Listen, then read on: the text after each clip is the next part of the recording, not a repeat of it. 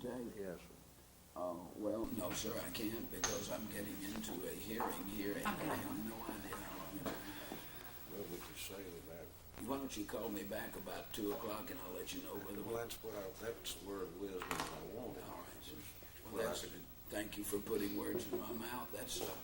I would incorporate those in my words of wisdom. Okay, thank you, sir.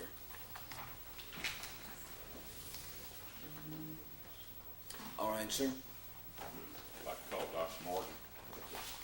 Step up, please. Right over here, sir. Thank you. Hold up your right hand, please. You solemnly swear that your testimony will be the truth, so help you God. Please have a seat.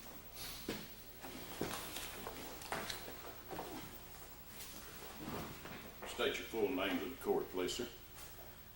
James Thomas Morgan, What is your age, Dr. Morgan? 61, And your current residence address? Graysville, Alabama. You're presently married to Francis W. Morgan, is that correct? That is correct. When were you and Mrs. Morgan married? February 17th, 1982. Prior to the time that you and Mrs. Morgan married, did you enter into an agreement? Yes, sir.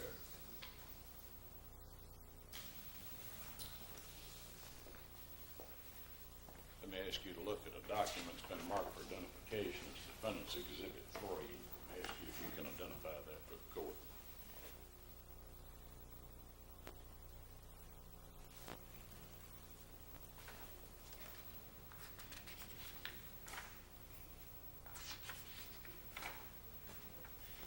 This appears to be a copy of the original and antenuptial agreement to which we executed prior to our marriage. Where was that document executed, President? Where did you sign it? At the Methodist Church in Birmingham, Alabama. Is that your signature that appears on the last page of the document? Yes, sir. Is that Mrs. Morgan's signature? Yes, sir. By her former name that appears on the last page of the document? Yes, sir. She signed that in your presence? Yes, sir. There are two witnesses listed on the document. Were they present at the time the agreement was Yes, signed? sir. Who were they, please? Reverend Bell, the minister who married us, Mrs. Sarah Jones, the church secretary. Would you like to offer Defendant's Exhibit 3? Objection, Ms. Scrivener? No, Your Honor. All right, fine. Thank you, sir. Doctor, when did you first meet Mrs. Morgan? In the mid-1960s, mid to late 1960s. At a point in time after you met her and prior to the time of your marriage, did you develop a romantic relationship with her? Yes, sir. When did that begin? About 1971, 1970 to 71. Some 10 or 11 years prior to your marriage? Yes, sir. Were you married at that time? Yes, sir. Were you subsequently divorced by decree of this court? Yes, sir. And who was your former wife? Ann Downey Williams Morgan. To your knowledge, had the present Mrs. Morgan been married previously? Yes, sir. Did she have, to your knowledge, children by her former marriage? Yes, sir. Did you have any children by your former marriage? Yes, sir.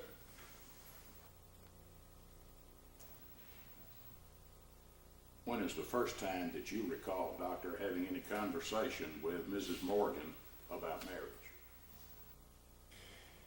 December 1981. Where did that conversation take place? In my home. What did you say in that conversation and what was said by Mrs. Morgan? I do not recall the specific words, but we had a general discussion regarding our getting married. Did you discuss anything else at that time? Yes, sir. What else did you discuss? anything did you say to Mrs. Morgan about an antenuptial agreement? That prior to marriage, I would require an mutual agreement. Following that conversation, did you take any action to have an antenuptial agreement prepared?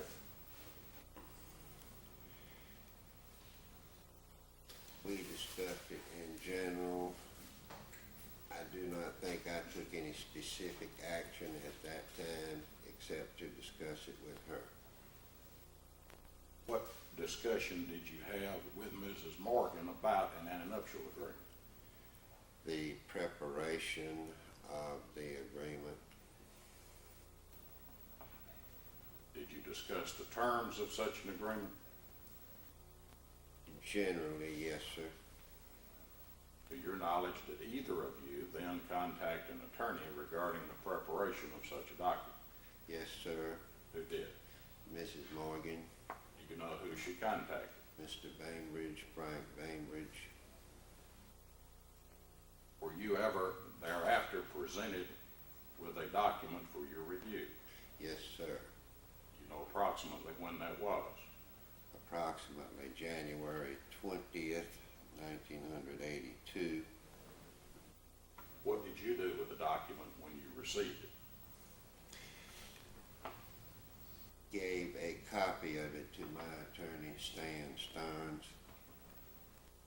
Did you thereafter review the document and discuss it with Mr. Starnes? Yes, sir.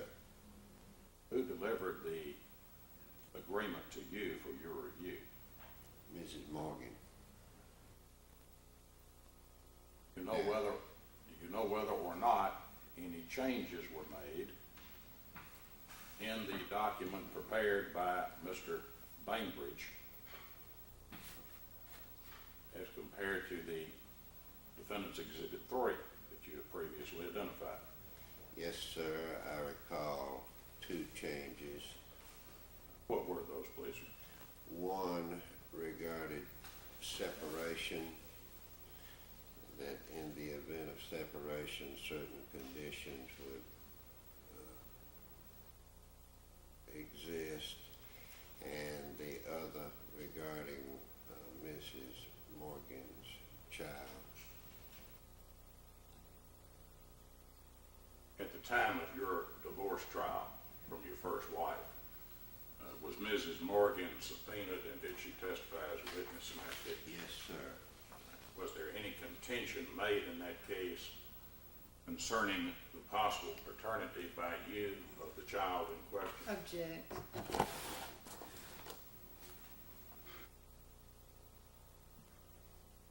Sustained.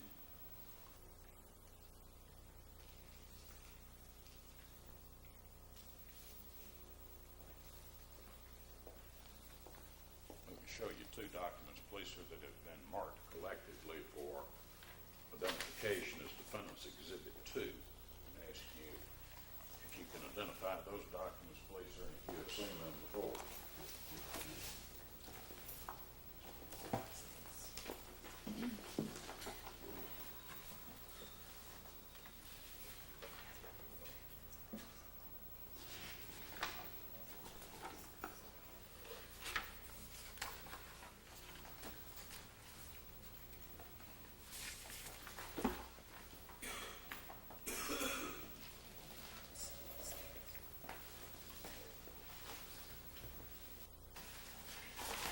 Yes, sir.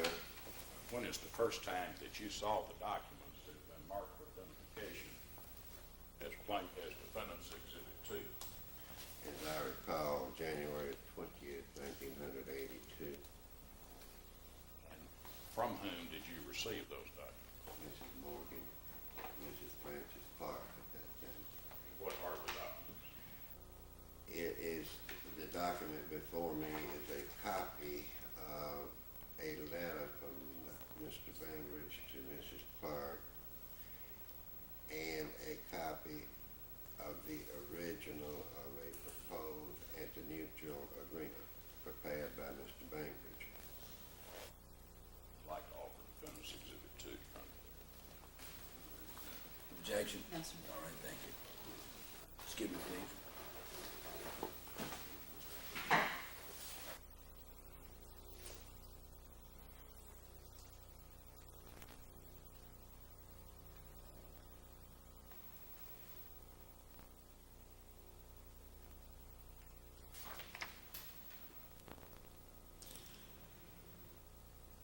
Let me ask you this, please, just to save me some reading time. Yes. Is the proposed agreement in defendants 2 and defendants 3, are they the same?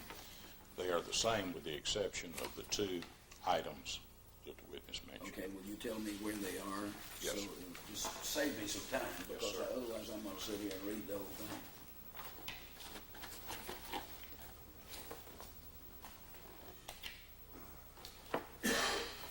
There is no mention in Defendant's Exhibit 2 of the language that appears in paragraph 2 of Defendant's Exhibit 3, which says, said minor child is the child of prospective wife and shall not be deemed the child of prospective husband. Okay, do you have a copy of this one? Ms. Yes, sir. Okay, okay, all right. The only other difference, to my knowledge, is a provision dealing with there being no requirement for support and maintenance to be paid to the wife out of the estate of the husband. In the original document, it mentions divorce. Now, And show me where we're talking, sir.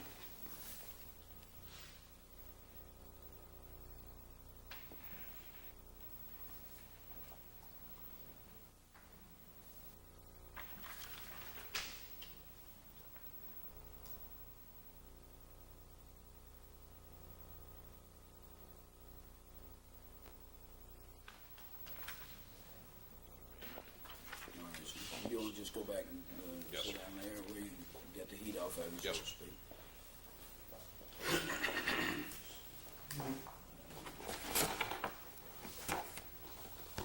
Do you have another copy of that?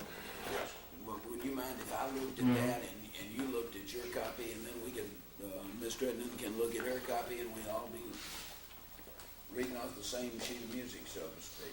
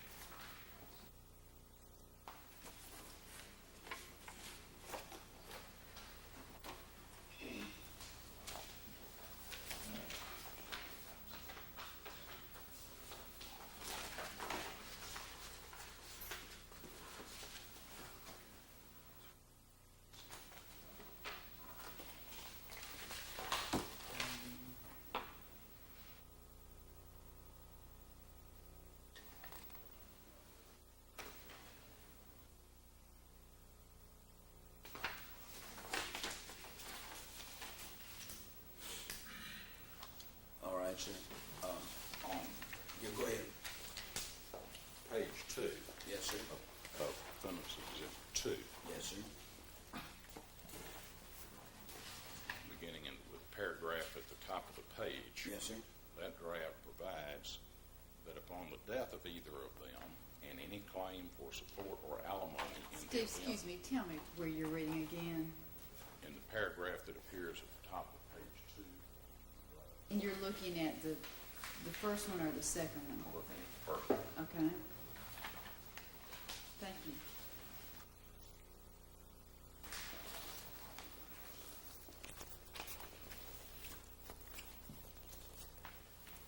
toward the end of that paragraph, any claim for support or alimony in the event of divorce, subject only to the exception hereinafter stated in paragraph 2, which deals with an automobile.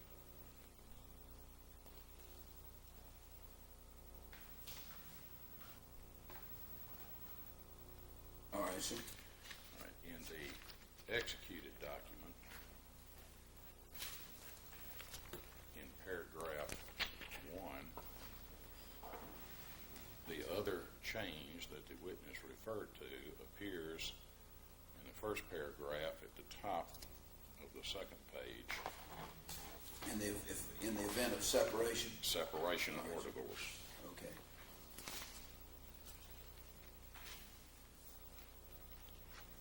Okay. All right. Really, these, I see, all right, sir, fine enough. Thank you. Yes, sir. Thank you very much. Doctor, after you took the draft that you received from Mrs. Morgan to Mr. Starnes, what, if anything, occurred with respect to the final document? I'm sorry, I do not quite understand your question. When you received the draft from Mrs. Morgan, you took it to Mr. Starnes, is that Yes, sir. correct? Now, What the if draft you refer to is Defendant's Exhibit 2. All right, sir. What, if anything, did you do or receive from Mr. Starnes after that occasion? Subsequently, I received a similar document from him that had revisions in it just mentioned. Those the revisions you testified to Yes, sir. earlier is the document that you received back from Mr. Starnes, Defendant's Exhibit 3. The document that was executed by you and your wife. Yes, sir. How did you receive that document, Defendant's Exhibit 3, back from Mr. Starnes? Mrs. Morgan picked it up from Mr. Starnes' office. Object not responsive. Sis- Move to strike. Ask your question once again, please. In what manner did you receive the document back from Mr. Starnes? Oh, I was sustaining objections, non-responsive. Do you understand the question, please, sir? I think, and my answer, The next time that you saw Defendant's Exhibit 3, who had possession of that document? Mrs. Morgan, Mrs. Clark at the time. Do you know how Mrs. Clark had come into possession of that document? Yes, sir. Is that based on what she told you? Yes, sir. What did she tell you about how she received Defendant's Exhibit 3? She picked it up from Mr. Starnes' office. Or what, if anything, she did with it after she picked it up from Mr. Starnes' office? She took it to Mr. Bainbridge's office.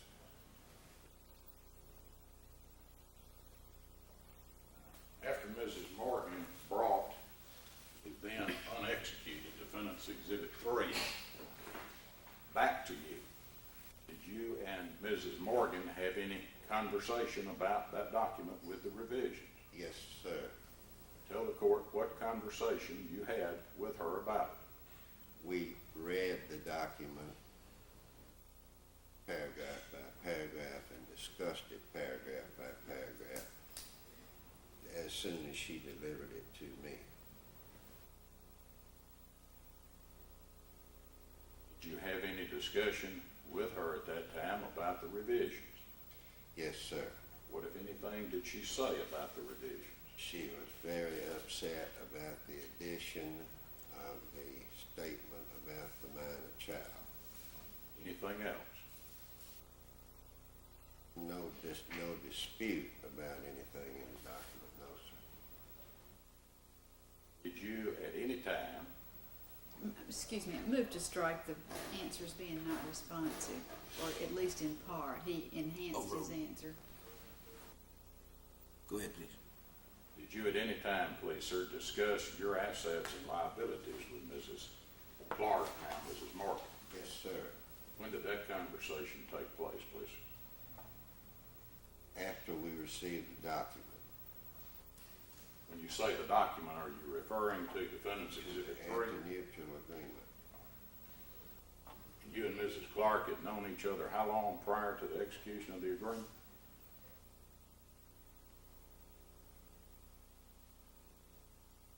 Probably 12, 14 years.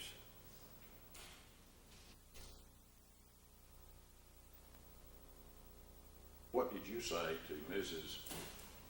Morgan about your assets and liabilities?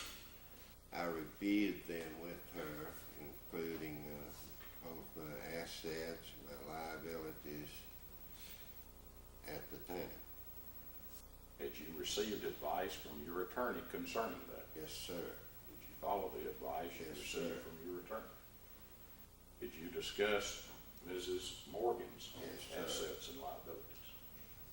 What did she tell you about her assets and liabilities? As I recall, she told me that she owned real estate and had some cash and had an automobile.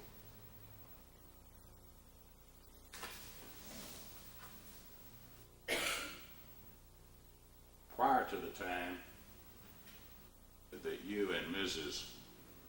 Morgan were married, did you have any conference or meeting with the pastor? I'm sorry, sir.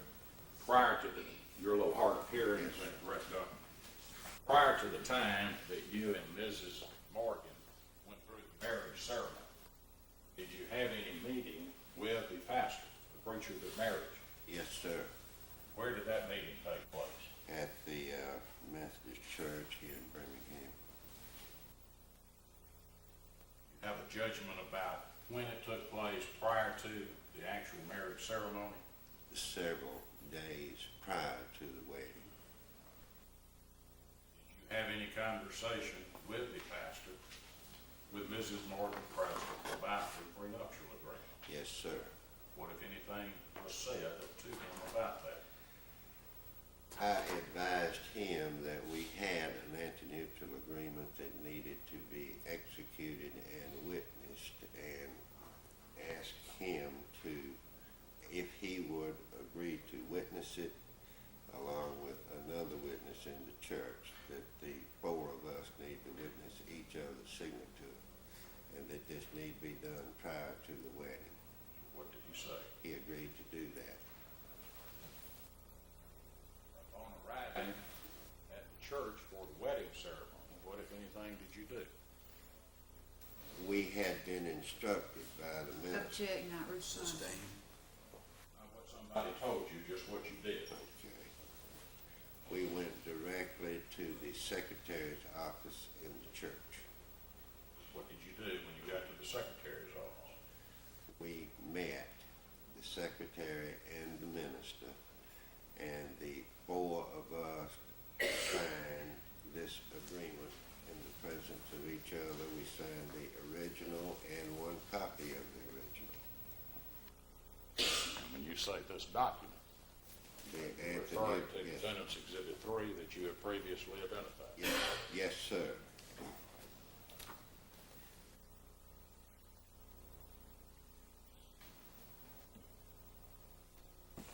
That's all I have at the present time. Mr. Edmund?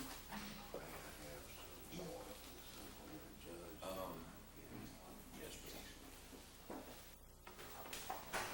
Dr. Morgan, who had been your attorney in your divorce action?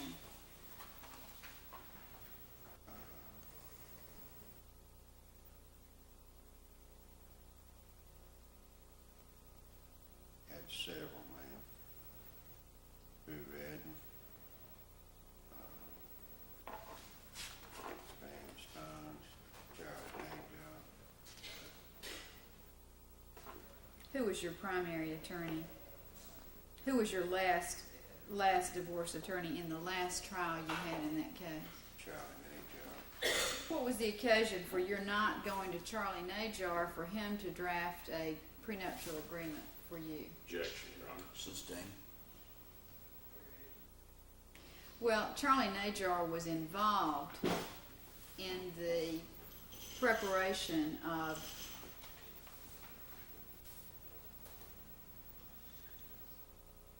Defendant's Exhibit 3, was he not? I was not aware that he was involved in that at the time. That wasn't what I asked you, Dr. Okay, Morgan. I'm sorry. You didn't, in your direct testimony, you didn't tell the court about the fact that Charlie Najar had participated in the drafting of that agreement, but he did in fact participate, didn't he? Ma'am, I did not engage Charlie Najar for that purpose, and I have no personal knowledge that he was.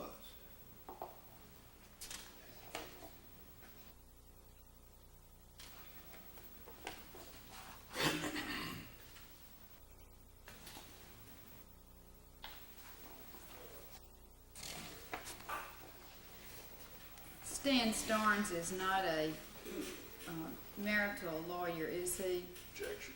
Do you know if he is? It's immaterial whether he is. Sustain.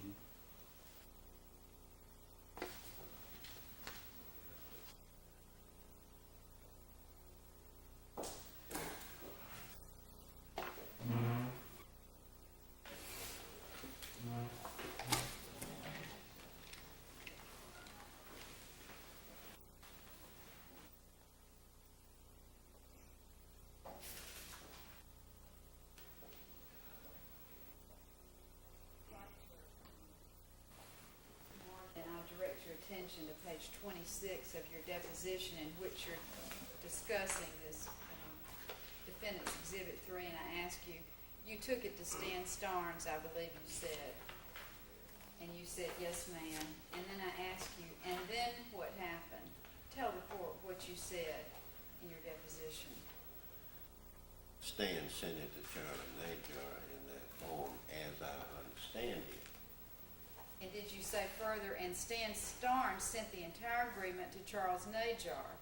Because Stan is not a domestic attorney, and Charles Najar reviewed it and revised it a bit to include, as I recall, something about separation and something about a minor child. Charlie Najar did that. And I think that may be all that he revised Mr. Bainbridge's original document. That was Does what, that refresh your recollection Yes, as to ma'am. Charlie Najar's involvement? Did you meet with Mr. Najar before he revised the document? Ma'am, I didn't understand you. I'm sorry, did you meet with Mr. Najar before he revised the document? Ma'am, I had nothing whatsoever to do with that. All what I reported there is what Stan Stearns told me. Move to strike, not responsive. Sustain.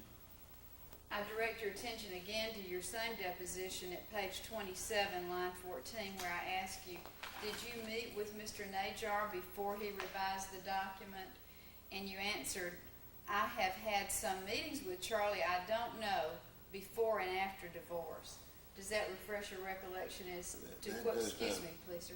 Does that refresh your recollection as to what you said in your deposition? Yes, ma'am.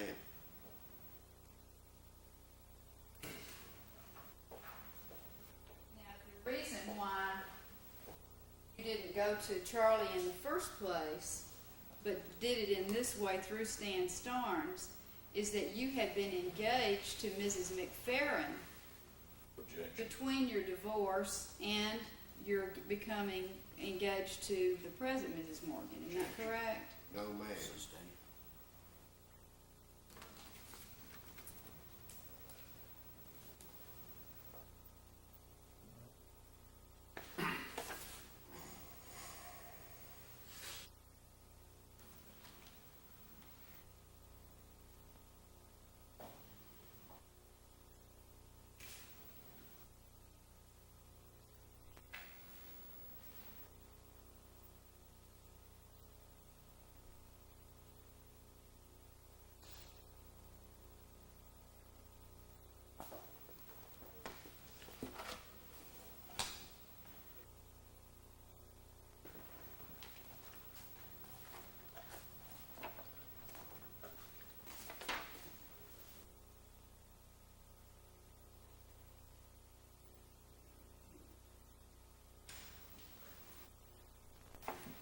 You were engaged to Jane McFerrin, were you not, between your divorce and the time that you became engaged to the present Mrs. Morgan? Objection. Sustain.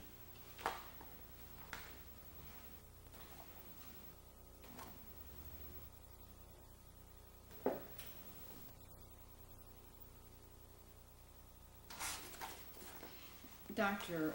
Morgan,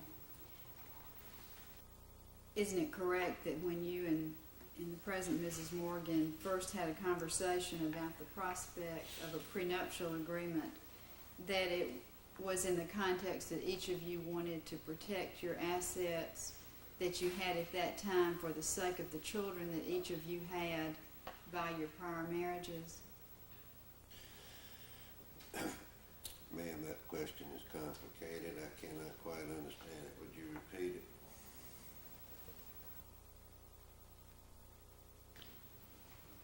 Well, I'll ask you a different question. Isn't it a fact that when you and Mrs. Morgan first discussed a prenuptial agreement, that she told you she would be willing to consider one for the purpose of protecting what she had at that time for the sake of her children? Objection, Your Honor, is being immaterial in what conversations they had regarding the content of the document when we have a final executed document as to negotiations leading up to it. Ask your question once again, please, ma'am. Yes, sir. You told us earlier that you and your present wife discussed the possibility of... Just your question, please, ma'am. Don't give me any background, just give me what your question was. Isn't it a fact that Mrs. Morgan, then Mrs. Clark, said to you that she would consider a prenuptial agreement for the purpose of protecting the assets that she had before her marriage to you for the benefit of her children that she already had before her marriage to you? And your objection to that question, sir? My objection is that it's immaterial in that it is only one statement taken out of whatever negotiations led up to a completed document. It's Overruled. evidence. Overruled objection. You may answer it, sir, yes or no.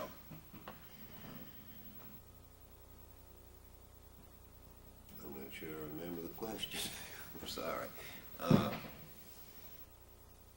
As I understand the question, my answer is I do not recall such a discussion at all. Now, you were acquainted with Frank Bainbridge, were you not? And perhaps I had met him at the courthouse here once. You had paid Mr. Bainbridge's fee to represent Mrs. Clark, now Mrs. Morgan, when she was subpoenaed to be a witness in your divorce case, had you not? No, ma'am.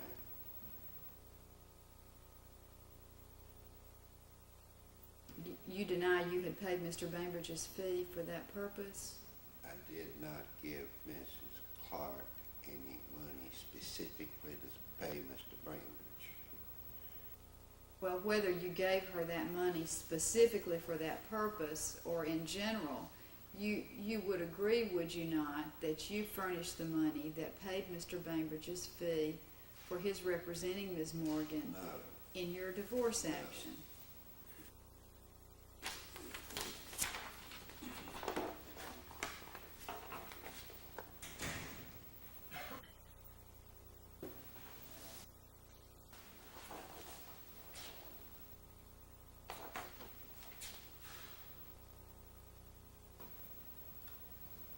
Do you recall that you actually made the appointment for Francis to go to see Mr. Bainbridge about the antenuptial agreement? Ma'am, would you repeat the question? Do you recall that you made the appointment for Francis to go see Mr. Bainbridge about an antenuptial agreement?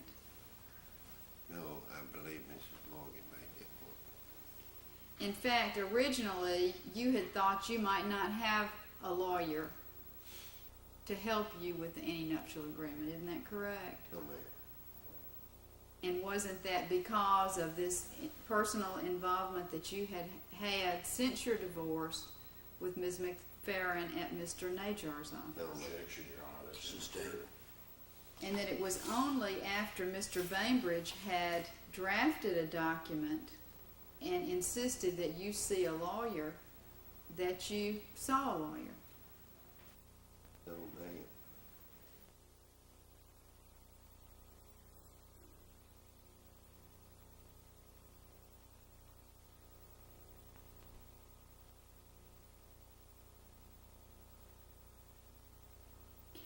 you recall that you gave an envelope to Frances when she went for her appointment with Mr. Bainbridge that contained cash with which she was to pay Mr. Bainbridge for consulting with her about the prenuptial agreement? No, ma'am.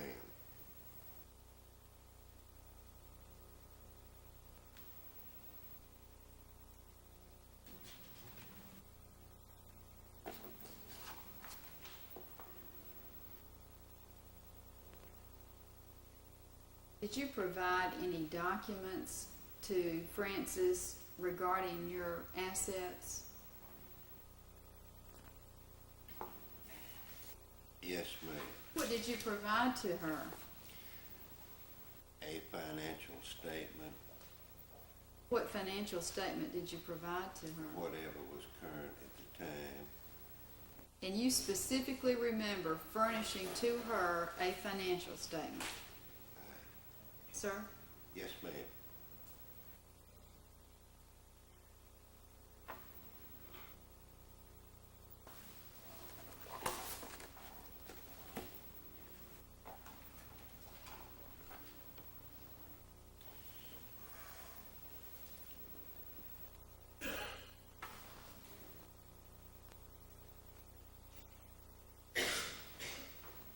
When I asked you about advising Ms.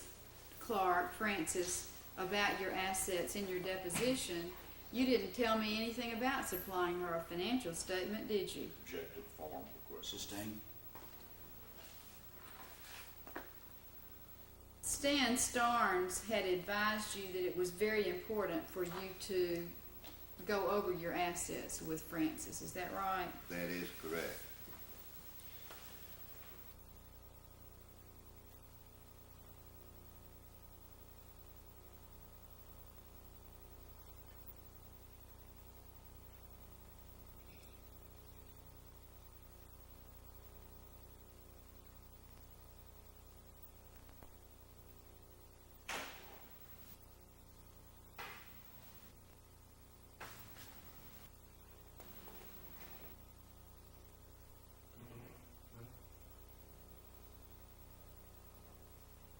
Do you recall I asked you in your deposition on page 34 at line 8, tell me specifically what you remember saying to Frances at that time? And you answered, did you not? Ma'am, I can't tell you specifically what I said 10 years ago. Does that refresh your recollection? Not much. Well, you remember saying that under oath? Not really. Well, you But do recall being I don't deny it. deposed. Yes, ma'am, I do not deny that. And then I asked you, or just tell me to the best of your recollection. And you said, but we reviewed everything I had, both assets and liabilities, and we reviewed what she had. And then I asked you, did you furnish her with a financial statement? Tell the judge what you said that day under oath. I don't recall. She certainly may have seen one. And I asked you, you certainly had a financial statement at that point in time, and you answered, yes, that is right, that is right. I surely did, and I do not recall that. I am quite certain that we went over all of my assets and all of my liabilities. Yes, ma'am. But today, at the hearing, you remember specifically that you did furnish her a financial statement. Ma'am, I remember specifically reviewing a financial statement together with her. I did not give her, here is my financial statement. No, What was your net worth at the time of your marriage I have to no Frances? idea. Was it in excess of $8 million? I have Objection, no Your Honor, it's idea. not material to the inquiry. Sustain. Overrule. You may. You give a question. Was your net worth in excess of $8 million at the time of your marriage to Ma'am, Frances? I do not recall. Well, is that in the general neighborhood of It could be, yes. what were your primary assets at that time?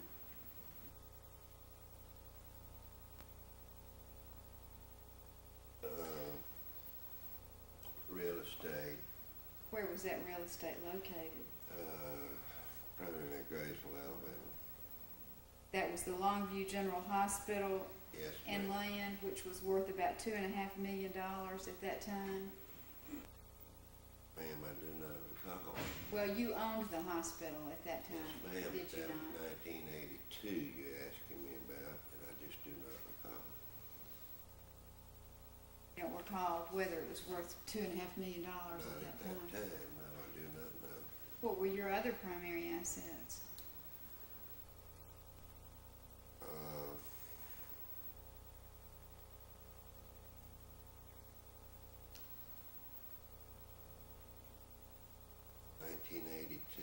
I would have to refresh myself. I just do not recall what my assets were in specifically at that time.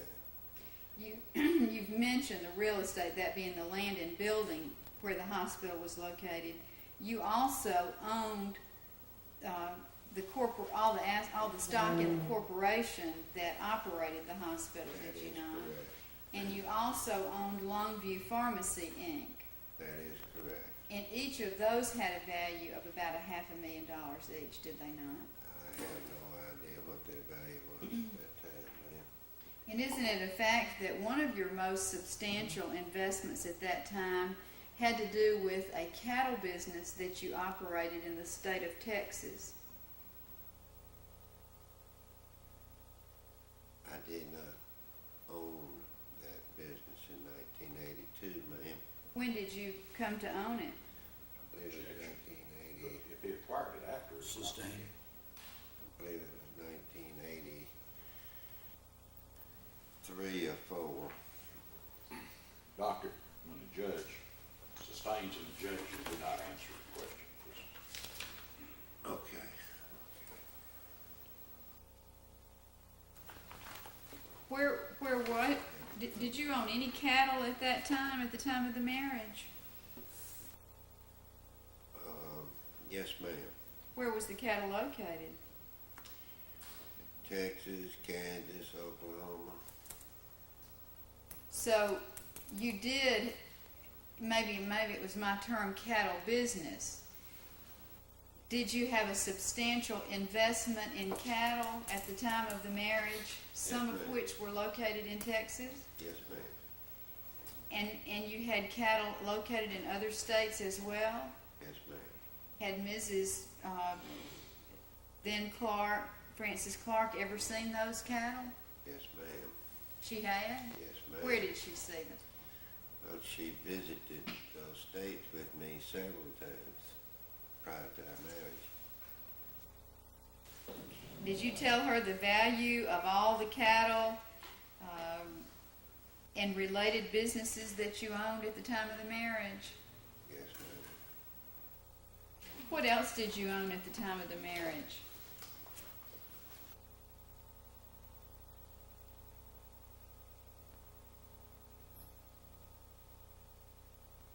Well, you probably have covered the main things.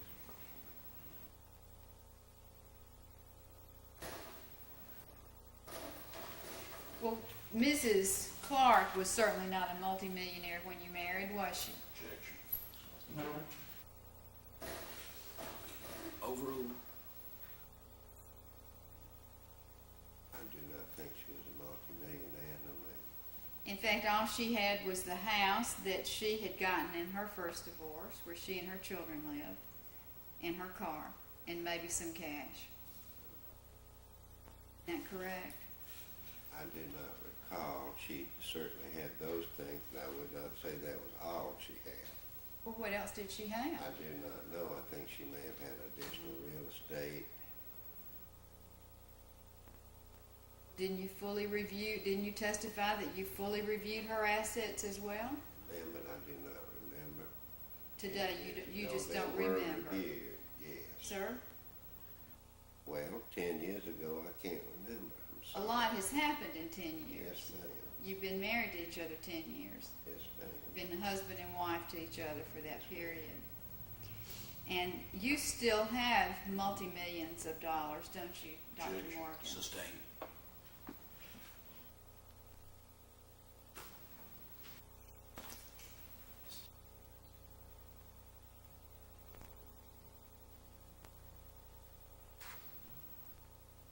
Dr. Morgan, was it your understanding after the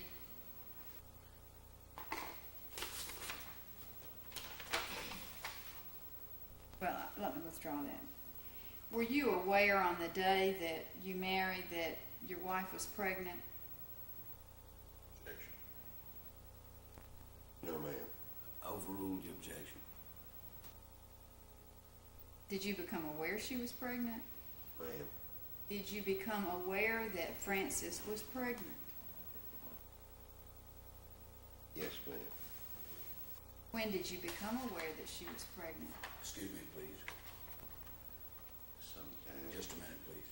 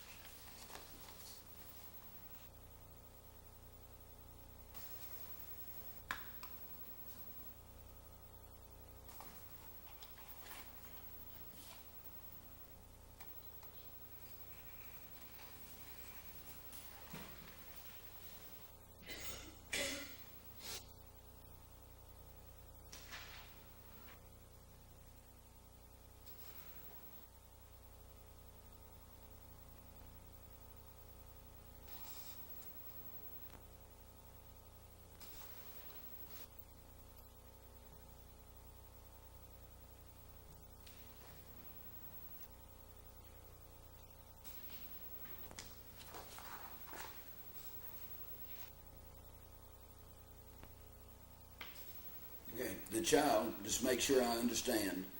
I'm trying to get, don't misunderstand or try to misread anything I'm saying. I am saying that at the time of this marriage, she had a child born, which was referred to in the Plaintiff's Exhibit 3. You're talking about another possible child? Another pregnancy, Judge. All right, That's fine, thank you. You may go ahead, please. When did you become aware that she was pregnant? About middle of May 1982. Isn't it a fact, Dr. Morgan, that since your marriage to Frances, that you've told her that the only reason you married her was because she had gotten herself pregnant? Pardon me? Isn't it a fact that you have told Frances since your marriage to her that the only reason you married her was because she had gotten herself pregnant? Objection. Sustain.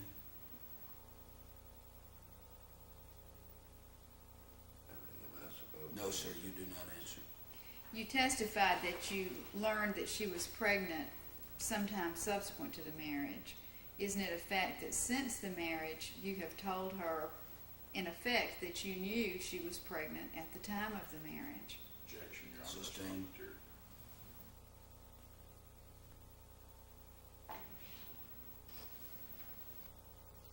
Now, how long before the marriage did you say you and your wife went to see the preacher? I believe you said several days. Yes, ma'am, I think that's what I said.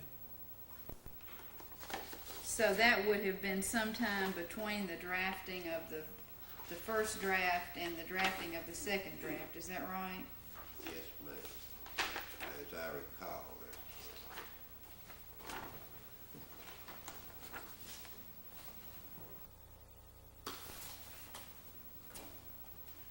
In fact, you had no meeting with the minister. yes, ma'am, we had a meeting with the minister before the wedding.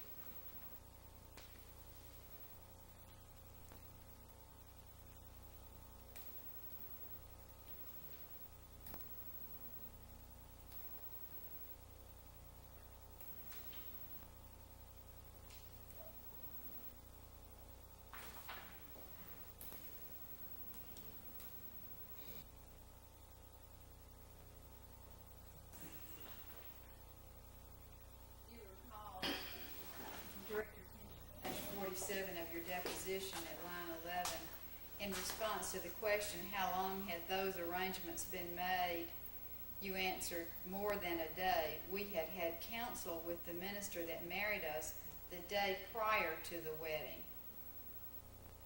Which is it, Dr. Morgan, the day prior or several days prior? Ma'am, that's 10 years ago. I do not recall.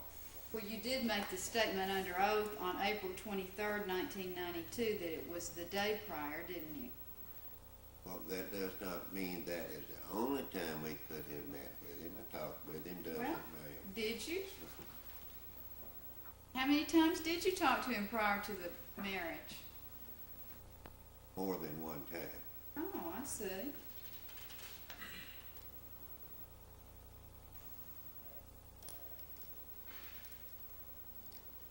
How many times did you meet with him before the wedding? Ma'am, I do not recall. Was it as many as 5? No, ma'am. How many was it? Ma'am, I do not recall, ma'am. Well, sir, if in fact you met with the minister at all before the wedding, why didn't you bring the document for him to witness on the day that you met with him? Objection. Sustained. What was the occasion for waiting until the wedding day, Dr. Morgan? The Objection. very moments before the Excuse me, I Go thought ahead. you were through. Go ahead. moments before the actual ceremony to get the document signed. Same objection.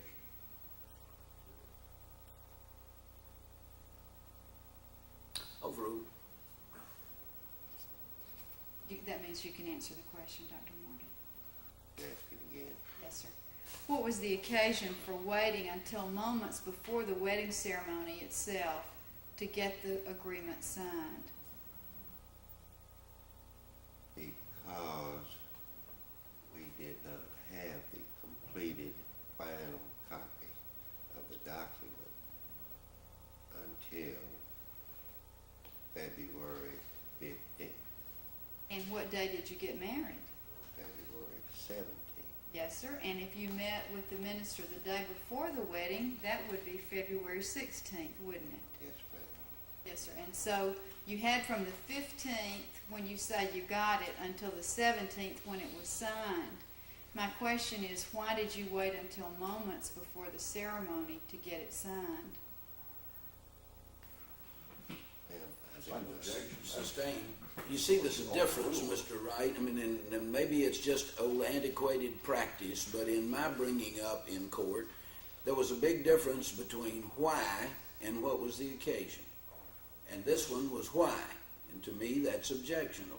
Now, I may stand be thought or taught that that might not be the way it is, but until I am taught so, it's going to be that way. Dr. Morgan, what was the occasion for waiting until moments before? Asked and answered, sustained objection. Did you have the document? You had the document since the 15th of February, you said, right? As I recall. And you met with the minister on the 16th. Ma'am, I do not know that for sure. In fact, Dr. Morgan, before you and Francis went to the church, on a day or two before that, after getting the second draft, you had told Francis to just forget it, that you would just forget it, referring to the antenuptial agreement. Ma'am, that is absolutely incorrect. That you remember for sure, I know right? I did not say that.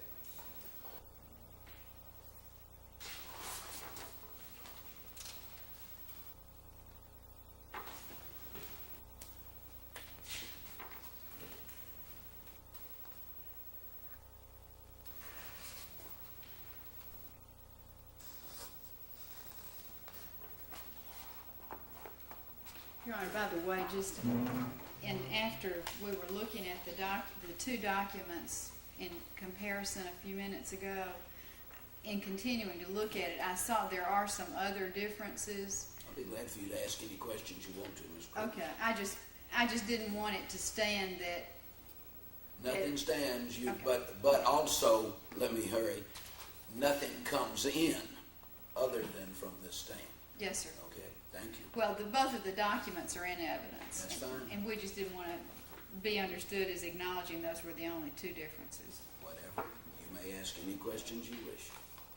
Dr. Morgan, after the marriage, you made statements in the presence of your wife to the effect that you could do anything you wanted to, or to be more specific, and pardon my language, that you could fuck anybody you wanted to because you had an airtight prenuptial agreement. Objection. Sustained.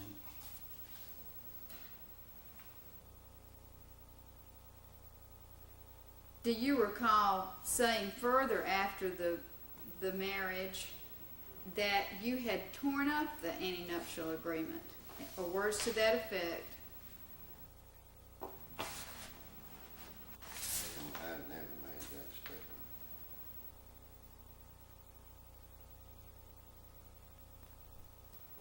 Isn't it a fact that on more than one occasion you told your wife that the prenuptial agreement, you had torn up the prenuptial agreement and it was not binding because it had never been recorded? Objection. Just answer. Sustained.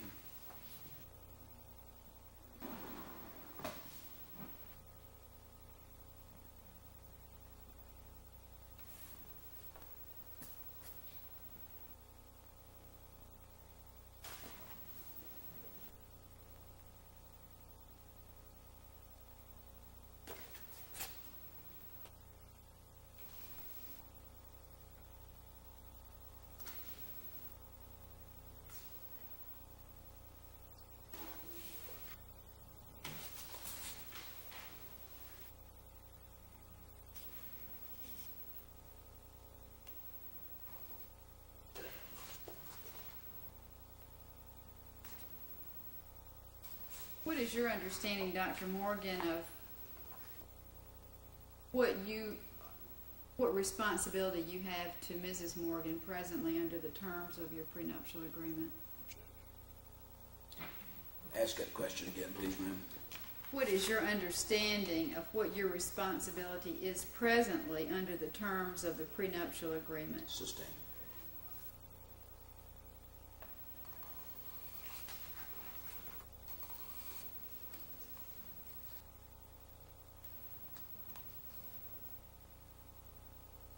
May I have just a minute to confer with my client, Your Honor? Yes, ma'am. We'll be in recess for about 10 minutes. How long is it? 10. Thank you, sir. You may step down. You just sit. All right. Are we ready to proceed? Yes, sir. May I just see the two documents that have been Sure. offered in evidence? There's 3. Here's 2.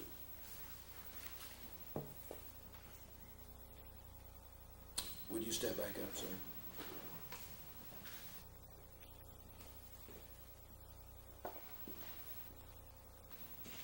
You are still under oath to tell the truth, Dr. Morgan. All right.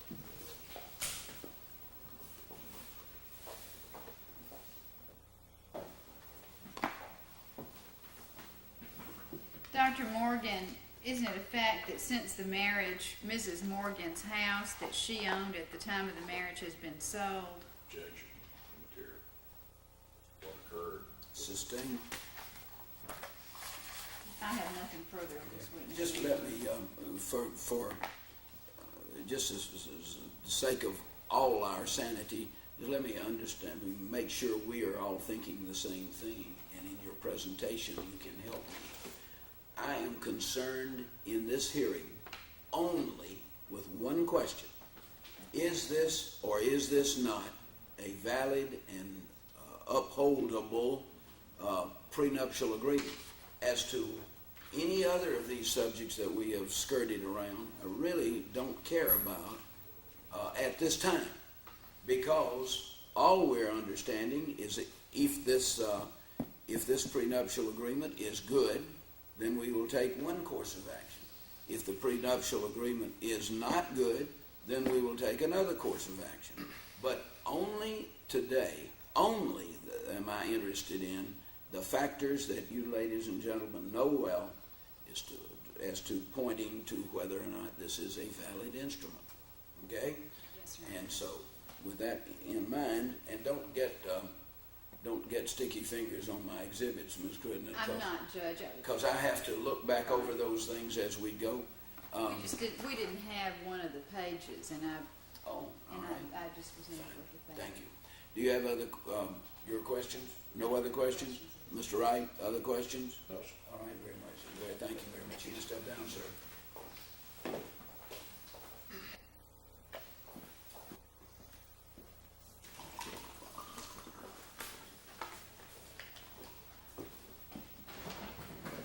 Would you like a pad so that you can take notes?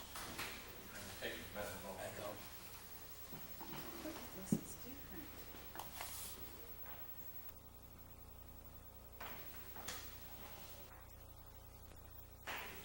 Just can't, we're just not gonna let you get away from this floor, Mr. Bainbridge, no matter how hard you try.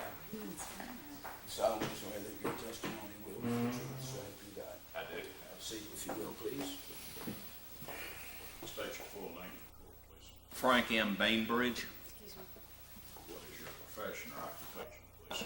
I'm an attorney How long have you been a licensed practicing attorney in the state of Alabama? since 1956. Mr. Bainbridge will be here today in response to a subpoena due to Stephen served on you in this case. I've had either 3 or 4, and I think, as I think about it, Mr. Wright, that you told me you'd issue another one, and I agreed that wouldn't be necessary, but there's at least 3 in the file. That had been served on you previously? Yes. This month. In the course of your practice, Mr. Bainbridge, you had occasion to represent Frances Clark Morgan, seated here at the council table. Yes. When did you first represent her, please? I don't remember. Have you brought in response to the subpoena your file concerning your representation of Mrs. Morgan? Yes, sir. May I see it? Assuming there's no objection, I don't want to waive any attorney-client privilege. If there's no objection, Let me confer with Ms. Morgan.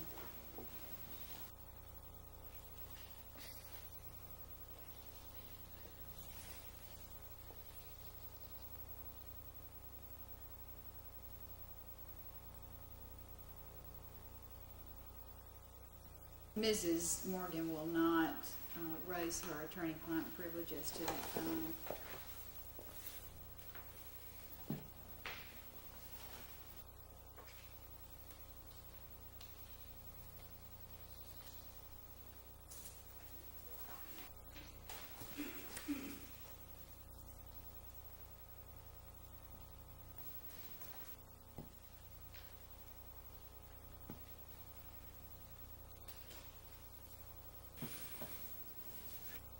I have just a second, John. I had not had an opportunity to look at this before because of the Yes, sir. concern about privilege. All right, sir. Is it 5 minutes till 12 already? Yes, sir. Gee, my knee, Christmas, where does time go? Let us be in recess until 1:45. Is that gonna screw you up, Mr. Bainbridge? Well, I mean, I don't care what it really does or not. I'm not gonna sit here for an hour and take your testimony. We will be in recess until 1:45. Thank you all very much. Thank you, Judge. We're rolling. Mr. Wright is questioning. Yes, sir. Thank you, sir. Mr. Bainbridge, how long have you been a practicing attorney in the state of Alabama? since 1958. During the course of your practice, have you had occasion to represent both men and women in matrimonial matters? Yes, sir. Would that be in this county as well as outside this county? Mostly in this county, but on some occasions in other counties.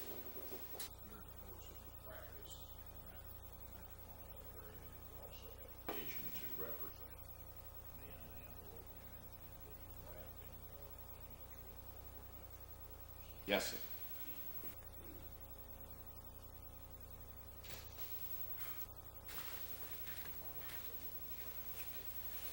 Prior to the noon recess, you had handed me a file in this matter which we brought to court in response to a subpoena ducis tecum.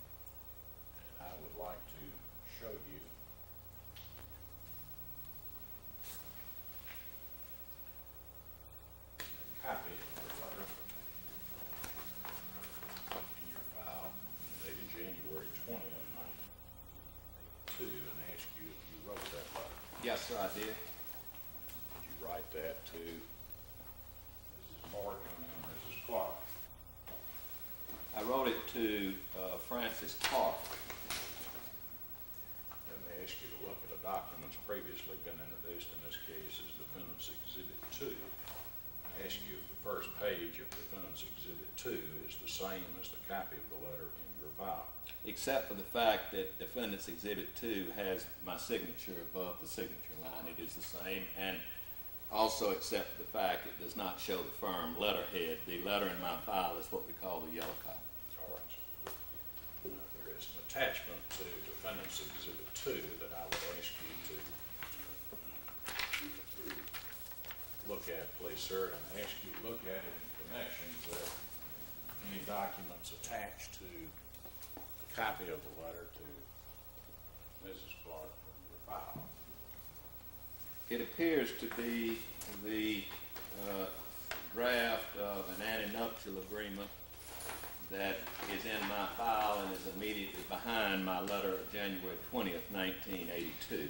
I haven't read every word, but in looking in paragraph Roman numeral 8, it lists my name and has a blank for counsel for Dr. Morgan, and that's the same that is in my file.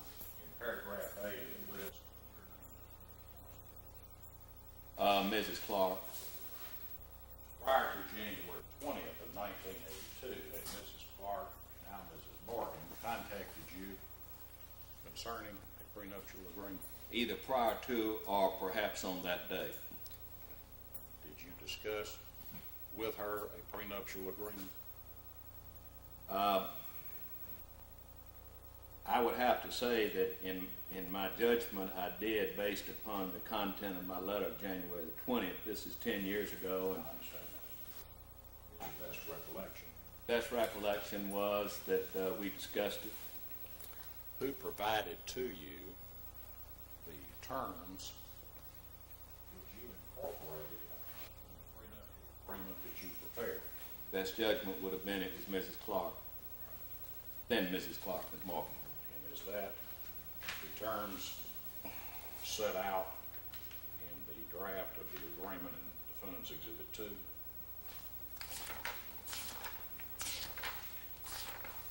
Yes, sir.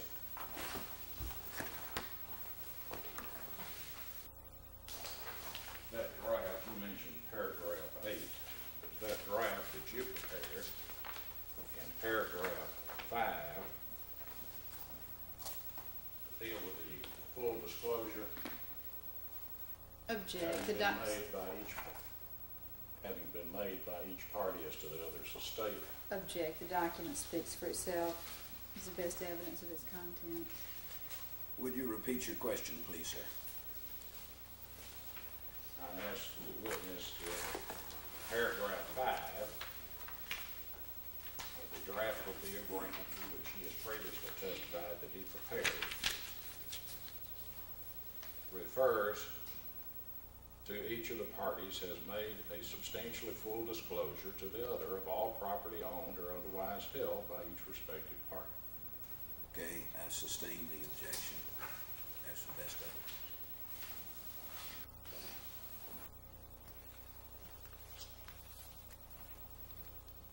Thank you, sir. Know whether you mailed Defendant's Exhibit 2 with the attachment to Mrs. Clark or whether she picked it up from your office? I don't have any independent recollection. The January 20th letter, Then I would object if he doesn't have an independent recollection. I do not have an independent recollection.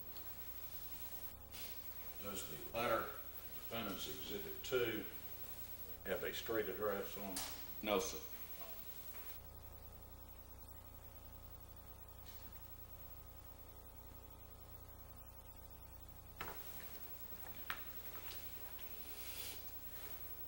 After the document, Defendant's Exhibit 2, which you drafted, was returned to Mrs. Clark, did you subsequently receive a revised document? Object, the question assumes a matter not in evidence, that it was, Overruled.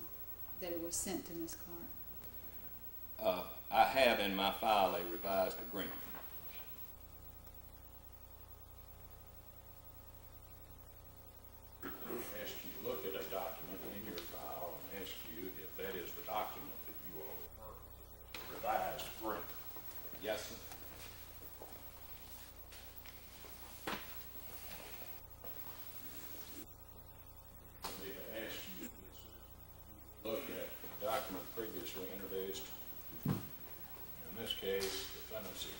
three, and tell me whether or not that is the same document.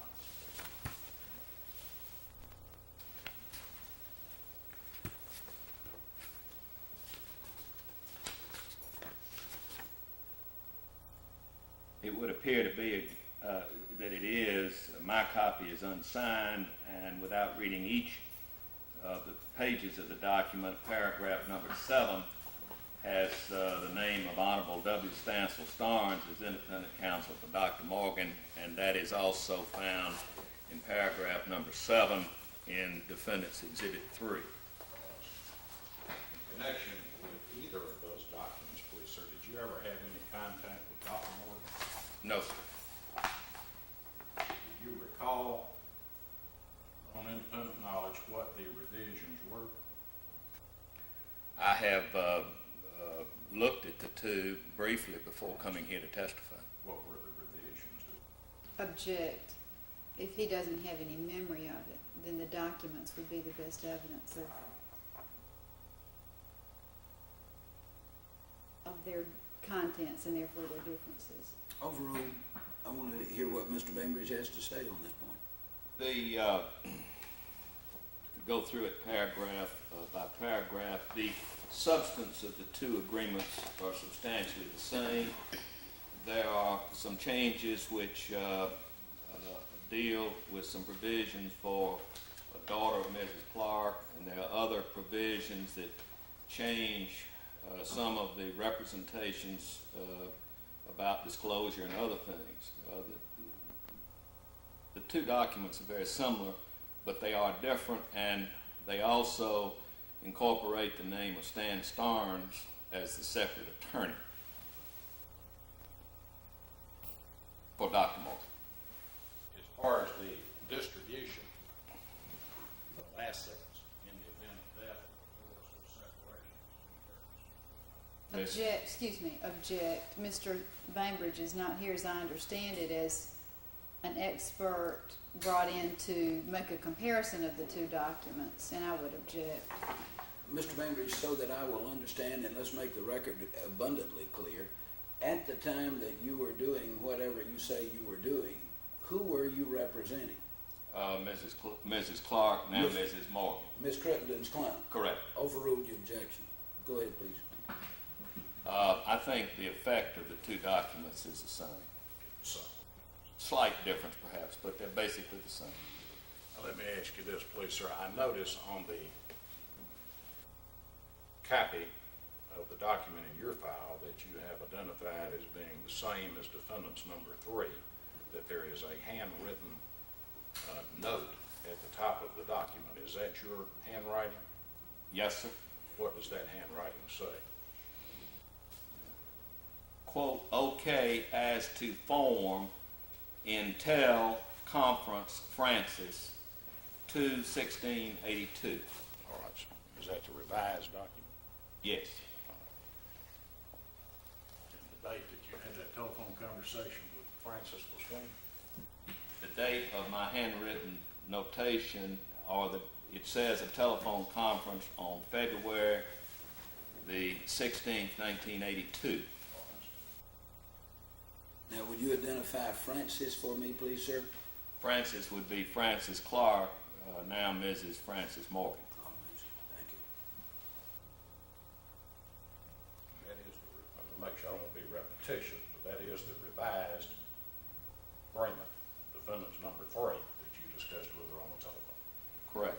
That notation appears on my copy of the so-called revised agreement. All right. That's all I have, Judge. Ms. Crittenden? Mr. Bainbridge, what was the occasion for your first meeting Francis Morgan? I was engaged sometime prior to 1982 to represent her in connection with her appearance and testifying in court. In what matter? It was involving a divorce of Dr. Morgan that predated 1982. Who contacted you and asked you to represent Ms. Clark at that time?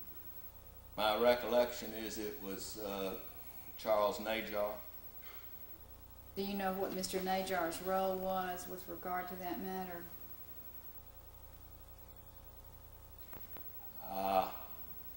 I'm hazy, but I think that he represented Dr. Morgan. Do you know who contacted you with regard to the matter at issue today, the antenuptial agreement? My judgment would be, it would be Mrs. Clark, not Mrs. Morgan. You don't have an independent recollection of that, though, do you, Mr. Bainbridge? I have no independent recollection of her calling or coming to my office. And might that appointment have been made by Dr. Morgan rather than by Mrs. Clark? I have no recollection of that. I guess it could have been. So you have no recollection of her meeting with you prior to the drafting of any antenuptial agreement? I have a vague recollection of talking to her, but I don't remember any details. My letter indicates that I spoke to her on the same day that I wrote it. And in fact, have you drafted other antenuptial agreements? Oh, yes. And is the one which is attached to the letter, which is Defendant's Exhibit 2, would this be your standard antenuptial agreement as of that time? I don't remember. I certainly think I know a little more about them now than I did then. I don't recall whether I had a form or I'd done others. I just don't remember. Do you know anything about this one other than the names and perhaps a reference in paragraph 2 to the minor child of the prospective wife that would have distinguished this one from your standard form agreement? I don't even know that I had a standard form agreement then. No, I don't. Do you know anything other than those things that would be made it a tailored agreement specifically for Mrs. Clark? No. Do you know for a fact that you prepared this antenuptial agreement? It is my best judgment that I prepared the one that is attached to my letter of January 20th. But are you basing that on the fact that it's attached to your letter rather Yeah. than any recollection of events? And what the letter says, and that the letter was found in my file. But would it be correct that you can't say for a fact that you prepared the document? Well, there was nobody else in my firm that did it, and it's in my file, and I knew her and had represented her earlier. Now, I don't know, I can't say to you that I have an independent recollection of sitting down and writing the agreement. And you don't have any notes in your file that you took to follow in preparing the agreement, is that right? None in the file as I retrieved it from my old firm in the spring of 1992. Do you have any reason to believe that anything is missing from the file as you retrieved it? It would not be unusual for me to destroy notes of preliminary drafts, but I don't know whether I had any notes back in '82. I changed firms in 1990, and I called my old firm, and they asked them if there was a file for Clark, and they sent it over, and the entire document sent to me of what's in this gem clip and what we've been testifying about. Mr. Bainbridge, looking at the letter, which is part of Defendant's Exhibit 2, and in particular paragraph 3 of that letter, reading that paragraph, do you draw any conclusion as to whether there had been any announced plan as to whether Dr. Morgan would have an attorney advising him in the matter? Cause a conclusion of what false. Sustained. Do you know, reading that paragraph, do you know whether Dr. Morgan intended to have representation? Sustained. What led you to Well, excuse me, Ms. Crittenden, overruled on that. You may just state your question again, please, ma'am. well, I'll just withdraw it, Judge, and answer this. What was the occasion for your putting in the third paragraph of that letter? Reading it, it would be my judgment that as I did whatever I did to prepare this draft, it occurred to me that that both sides should have separate representation. And I made a provision for that in the draft, and I called attention to it in paragraph 3 of my letter of January 20th. To your knowledge, had he previously had an attorney representing him in this matter prior to the writing of this letter? By this matter, you mean the antenuptial Yes, sir. agreement? Yes, Uh, I had no knowledge that he had counsel. If I had, I would have used his name in the draft. And you thought it was important for him to have his own attorney? Yes.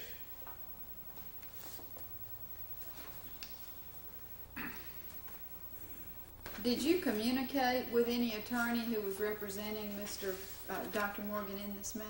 My best judgment, I did not. Do you know how you came into possession of the agreement which is in evidence as Defendant's Exhibit 3? That's what we call the redraft. Yes, sir. I have no independent recollection of how I got it. Did you draft it? No. Did you meet with Mrs. Morgan to discuss Defendant's Exhibit 3? The redraft, Yes, sir. other than my notation about a telephone conference, I have no recollection of meeting with him.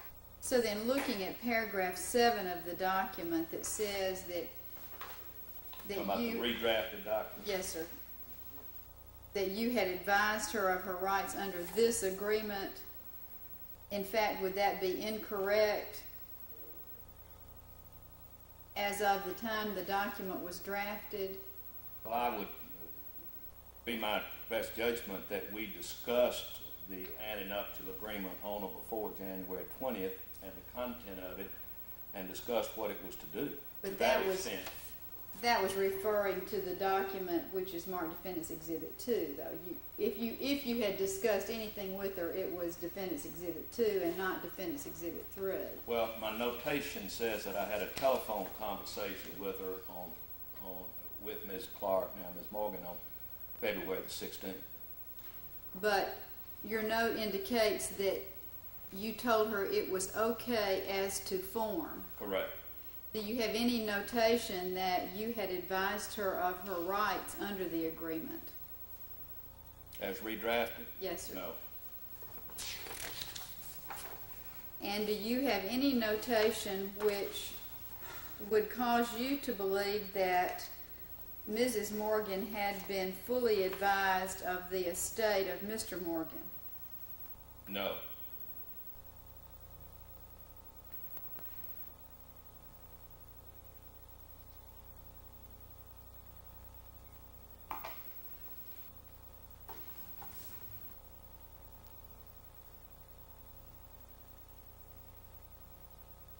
Were you provided any financial statement or other document reflecting the estate of either Dr. Morgan or Mrs. Clark during the period of time that you had any contact with this matter? I have no recollection of receiving any information about the financial affairs of either. And do you have any information to reflect that Mrs. Clark had received that information prior to signing the agreement? I have nothing in my file, and I have no recollection of being advised about that one way or the other.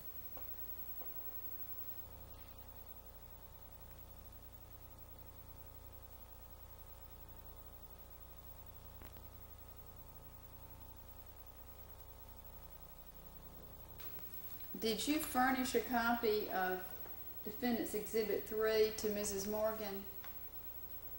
Do you have any recollection of that? No.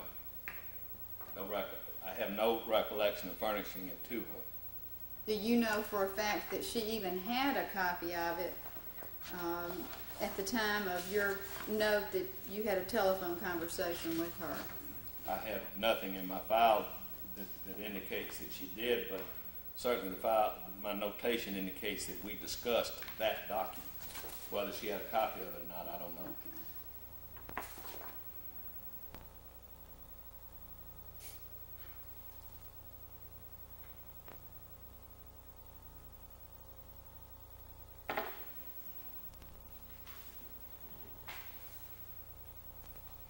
No further questions, Your Honor. All right, Just a couple of questions. all right, sir. Bainbridge. Be certain I understand with respect to the draft of the anniversary agreement is a part of Defendant's Exhibit 2. Who provided you the information as to the terms and conditions of that agreement from which you prepared? Mrs. Clark and Mrs. Moore.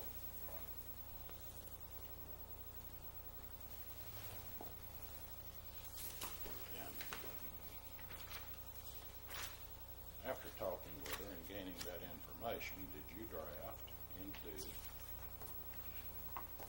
Defendant's Exhibit 2, paragraph 5? Yes, sir. That's all I have, Judge. Ms. Tribune? I'm sorry, but what paragraph did you just refer to?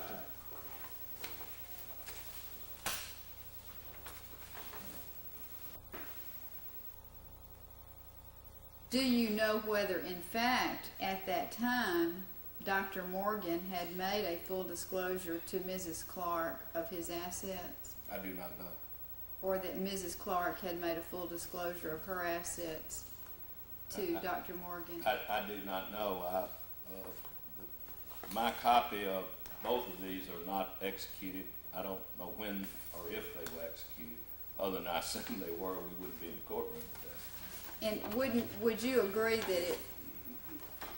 that it is quite common in your practice to actually attach a sheet that would set out the assets of the parties, or that you've dealt with any nuptial agreements drafted by other attorneys that would actually set out or attach a financial statement or other document? I have in more recent years. Sustained. In your practice, do you attach a financial or other statement which sets out the assets of the parties? I have recently. Sure of the issues involved in this. Ask and answer. No further questions. Anything further, Mr. Ryan? May this witness be excused. It's a pleasure having you with us, Mr. Bainbridge. Thank you very much for your time and your testimony, sir. Thank you. You may be excused.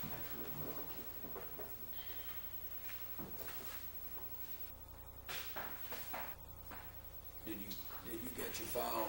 Did you get all of your files? Yes, sir. Did you get any of my file? Is that your newspaper, Judge? No, no. This is two. I've got my 2 and 3. That's all I need, Frank. That's okay. I just want to make sure. I do not think I have. Wait, no, you got mine? Okay. I'd like to call Ms. Morgan. All right. Ms. Morgan, if you will, step up, please.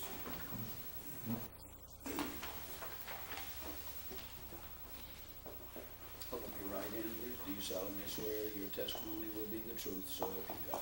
All right. Have a seat, please. State your full name, please, ma'am. Mayor Francis Wingo, Martin, What is your age, Ms. Morgan? 1 week short of 59 years old. Prior to your marriage to Dr. Morgan, had you been married? Yes, I did. And did you have children by your former marriage? Adopted twins and 2 natural children.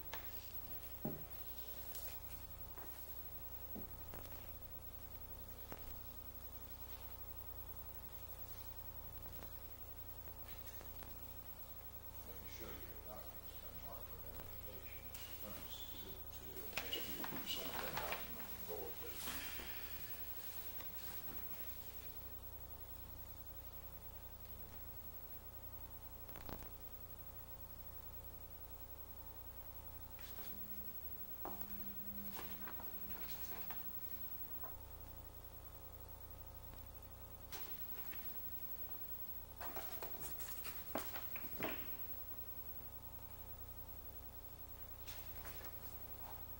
Yes.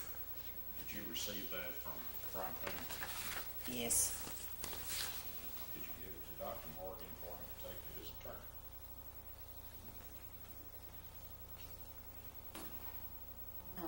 I gave it to Dr. Morgan to take to his attorney. What'd you do with it when you got it? I brought it home and we discussed it, and, Did not give it or a copy to Dr. Morgan? no, sir. As we look at the documents, this is Defendant's Exhibit 3. Ask you if you recognize that document.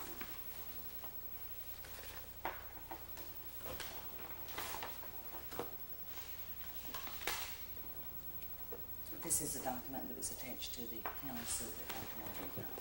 I had no recollection of seeing it prior to that time. Let me ask you to look at the last page. And then ask you if that is your signature. Yes, it is my signature. And it was signed there at the church prior to the ceremony. Yes, sir. Is that correct? That's correct. And the pastor and the secretary witnessed your signature and Dr. Morgan's. Is that correct? That's correct.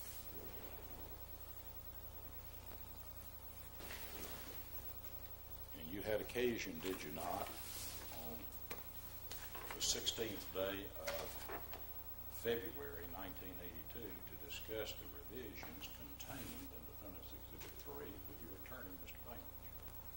No, I didn't discuss any revisions with Mr. Brown. You did not have the conversation with Mr. Bainbridge. Mr. Bainbridge- Telephone on the 16th of February 1982? I can't deny that, but I know that we didn't discuss revisions. We certainly may have had a phone conversation. Was there a revision in the document, please ma'am, that made reference to one of your children by your prior marriage? Yes, there was. Is it your testimony that you did not discuss that with Mr. Bainbridge? There was some, Mr. Bainbridge had some reference to a child in the original. Ma'am, Mr. Bainbridge had reference to my child in the original document. did you discuss that revision to that document with Mr. Bainbridge? Concerning the There was, language that child would not be considered a child of Dr. Morgan?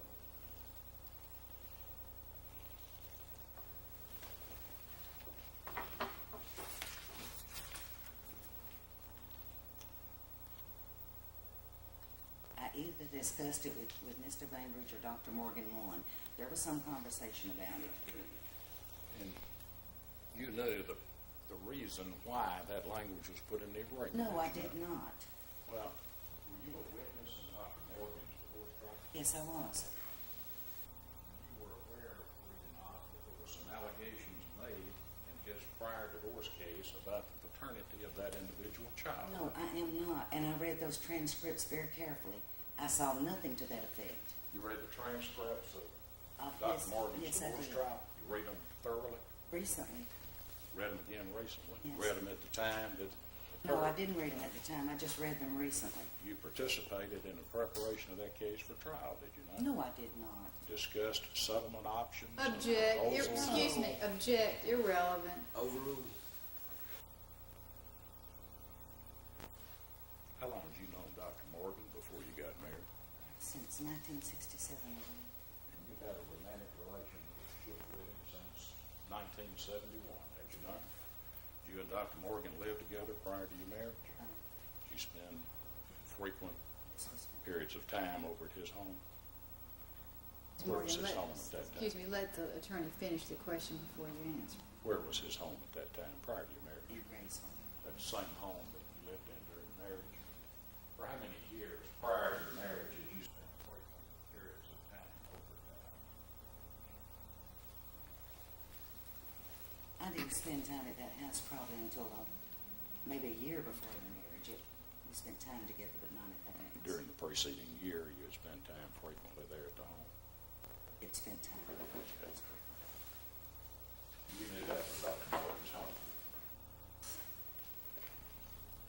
Had you spent any time up at Longview General Hospital prior to your marriage to Dr. Morgan? As an employee, Yes, ma'am. How long were you employed there? from 1967 to 1973.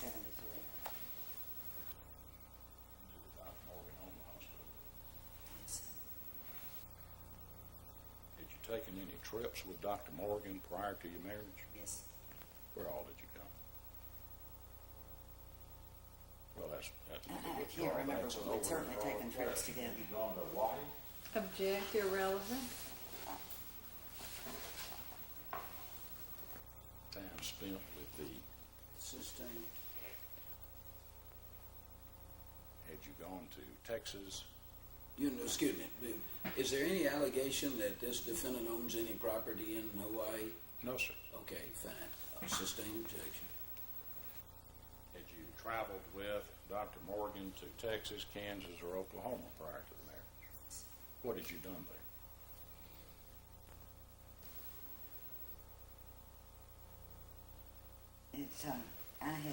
He had carried an associate of his, Mr. Haynes, and, sounds rather odd, but I sat in the back seat of the car and made sandwiches primarily while they visited the various feed Did you yards. go out there and look at some cattle? Sometimes, you couldn't help but see the cattle when you go to the feed yard. And that was the purpose of being out there, wasn't it? To deal with the My cattle? purpose was to be with him, To be with Dr. Morgan? yes. You knew they were his cattle, did you not? I certainly didn't know which was his and which You was didn't know not, out of a group of cows which was his and or which how was many, not. or anything other than he had some cattle. And you were familiar with the furniture and other things that were located in his home, were you not? Excuse me? Prior to the marriage, you were familiar with the furnishings and other items located in the doctor's home, were you not? Not totally. I was aware of some of them. How many times you think you've been in that home prior to the marriage?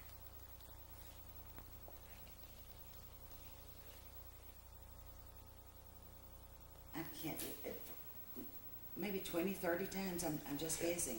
Over a period of time. I believe I said 1 year, it was not a long period that I had visited his house. Certainly not during his other marriage.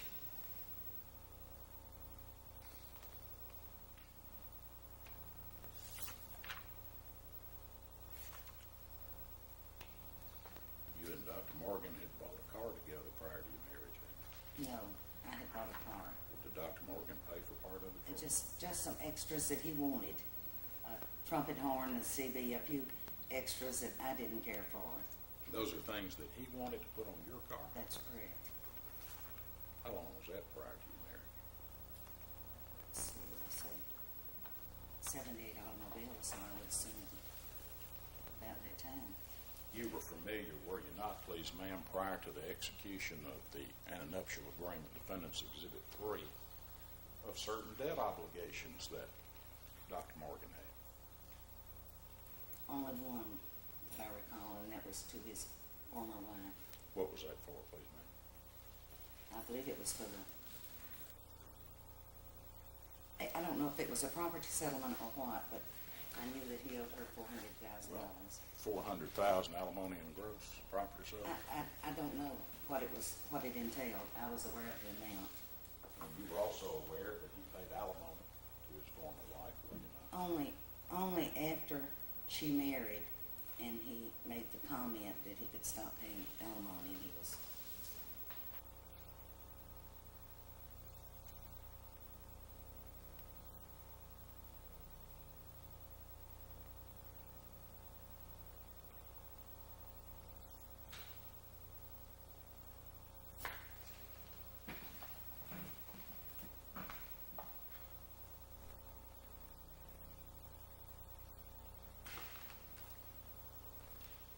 How many children do you have by your former marriage?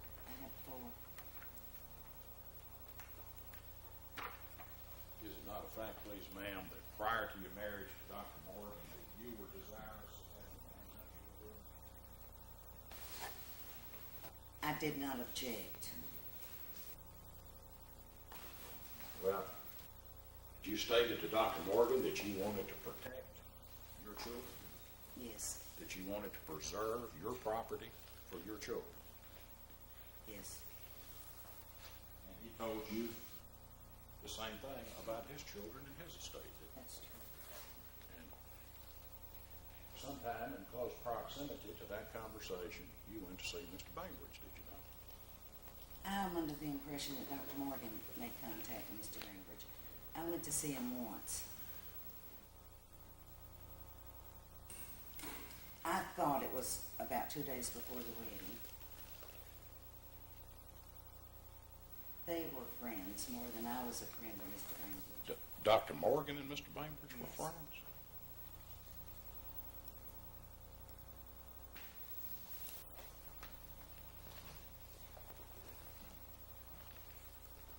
Let me ask you to look at Defendant's Exhibit 2 that contains the letter that Mr. Bainbridge wrote to you on January 1982. Is it your testimony to this court that you had not met with Mr. Bainbridge prior to that letter? Met with him? No, I had not. You had not discussed this agreement with him at all I prior to the time he wrote you that letter? I am positive I had not met with him. I don't think I had discussed it with him, but perhaps I did. You just received that letter from him? And a nuptial agreement, is that your testimony? No. Did you receive this on or about January 20th, 1983? That was Exhibit 2. I think I received this 1 or 2 days prior to the wedding, which would have been February 15th or 16th. That wouldn't have been January the 20th. No. You heard Mr. Bainbridge's testimony. Is it your testimony here today that you did not instruct Mr. Bainbridge as to the form and content I am of still the antenuptial agreement? under the impression that Dr. Morgan talked to him. That's all I have. Cross-examination, Mr. Evelyn? You were asked about whether you had, or you said you didn't object to a nuptial agreement to protect your children. What dependent children did you still have at that I time? had a minor daughter that was 11 years old. I have a severely handicapped, retarded son, was 22 at the time. Did he live with you? All of the children lived with me prior to my marriage. Then he was more comfortable with my mother for a while, and he stayed with her, the handicapped child. Does he live with you presently? Yes, he does. What assets did you have at that time that you were seeking to protect? A 6,000 square foot house that was much better than the house I moved into of Dr. Morgan's. Just Was tell us the answer. furnished, had an automobile, had some cash accounts, some bank accounts, some savings, some money in safety deposit, maybe a few stocks at that time. I don't recall. Did you ever make a full and complete disclosure of your assets to Dr. Morgan? No, he never asked me.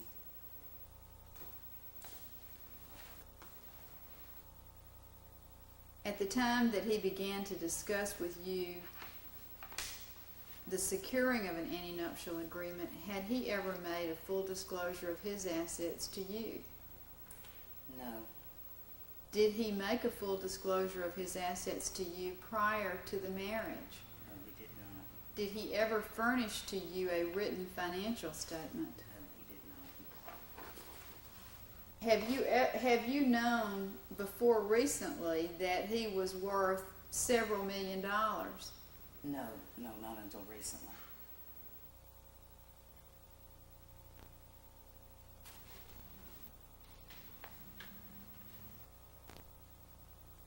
After the conversation that you had with your husband, prior to your marriage, with Dr. Morgan about the prospect of an antenuptial agreement, what is the next mention that you recall of an antenuptial agreement?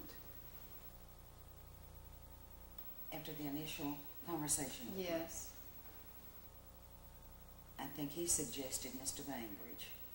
And if my memory serves me correctly, and I've tried to recall it, it's been a long time ago, I think that I'm still under the impression that he made the initial contact.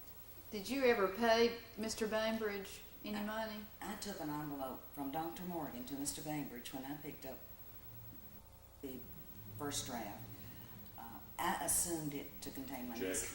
Okay, an envelope. Did you, other than taking an envelope from Dr. Morgan to Mr. Bainbridge, did you pay Mr. Bainbridge anything No, I did for not. any services rendered to you? Do you recall having any meetings with Mr. Bainbridge?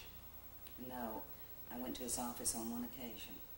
When is that, according to your best recollection? That's 1 day or 2 days prior to the wedding.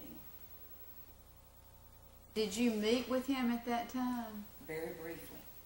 What do you recall occurred at that time? I couldn't remember whether I carried the paper or picked it up. I guess I picked it up at that time. I don't know where I would have gotten it to have carried it to him. He wished us well, and that's about the extent of it. Did you ever go to Stan Starnes' office to pick up a document, as your husband testified earlier? Absolutely not.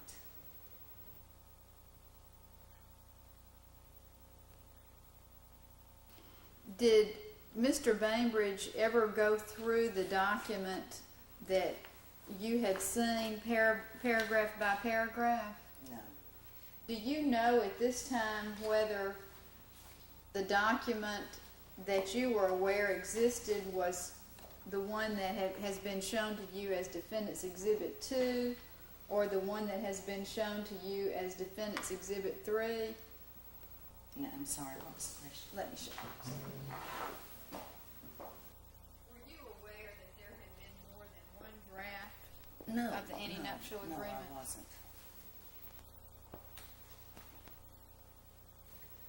And did you know before this litigation started whether the one you had seen was the one that you signed at the church, marked Defendant's Exhibit 3, or the one that has been marked for purposes of this hearing as Defendant's Exhibit 2? I didn't know. I did not see them until this action started.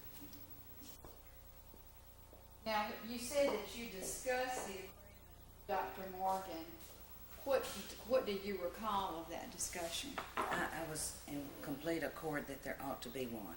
Now, I'm speaking now of immediately prior to the marriage. You said after a document had been prepared, you had a discussion.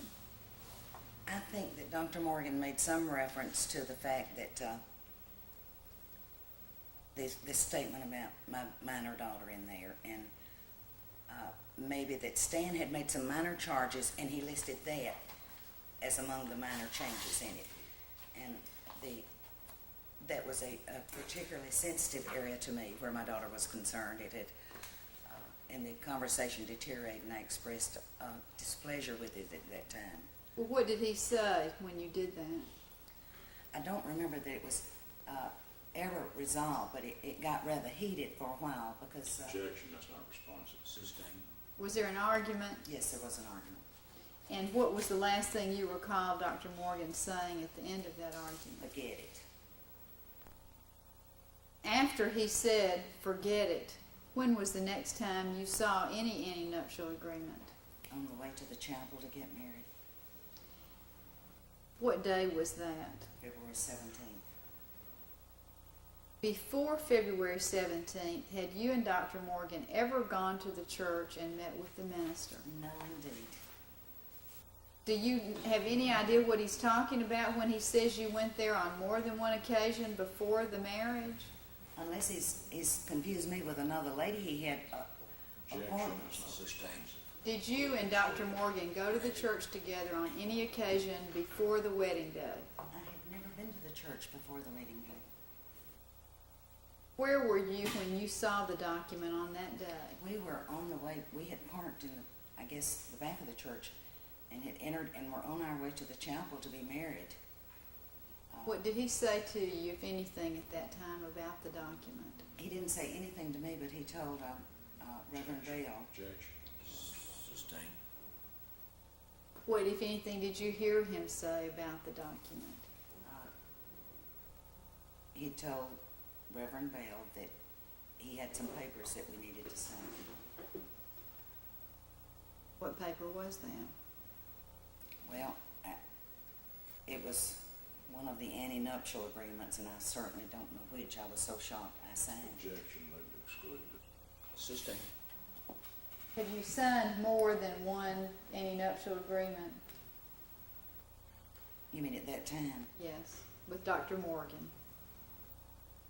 I don't know whether I signed one copy or two copies at that time. I really don't. I can't remember.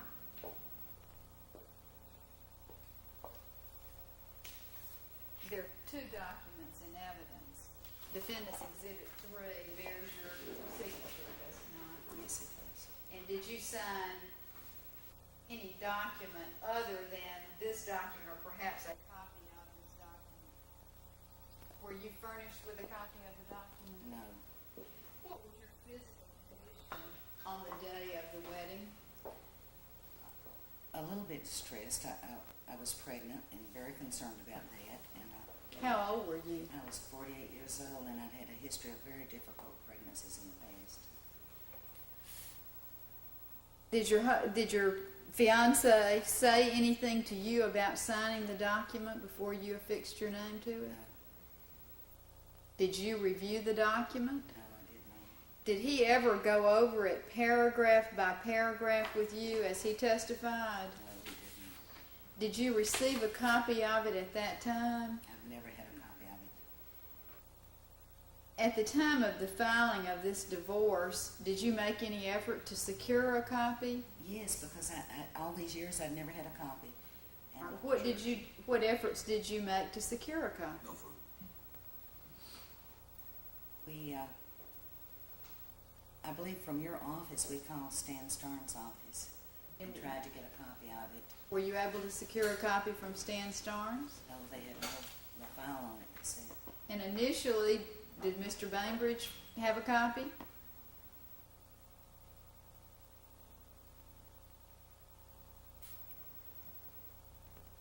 I'm assuming that he did. Ultimately, he had a Yeah. copy, didn't he?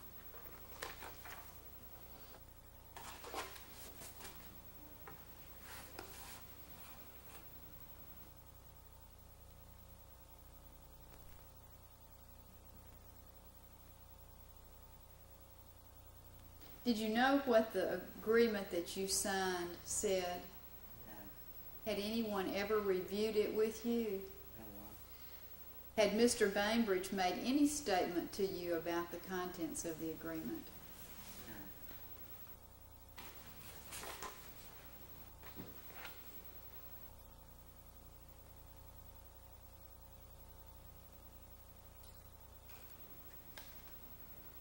Have you had occasion to discuss the antenuptial agreement with Dr. Morgan since your marriage? Yes, shortly after the marriage. What did he say to you at that time? Objection, Secretary. Sustain.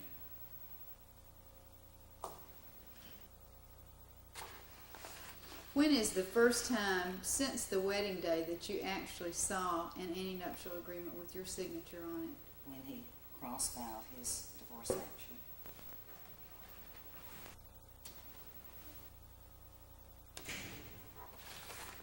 Did Dr. Morgan ever say this or this in substance in your presence?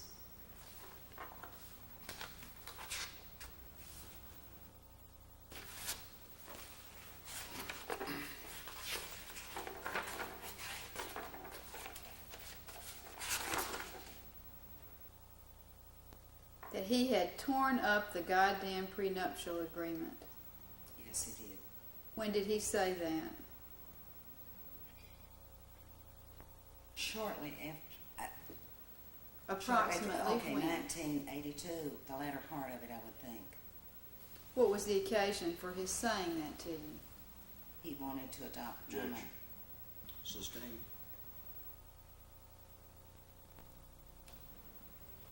Did you have any reason to believe after that point that he had not in fact torn up the antenuptial agreement? No. Sustain.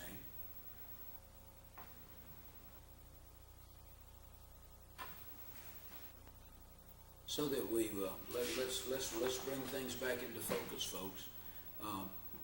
I need your help on showing me whether or not this was a valid instrument. What anybody said subsequent to that is really not what we're here for. Like I could say, or Dr. Morgan could say, or this plaintiff could say here, Ms. Morgan, that I burned up the antenuptial agreement. That doesn't have anything to do with what we've got. What we're talking about is, was it a good instrument? That's all. So help me stay in focus, please. Thank you. Let's go ahead, please.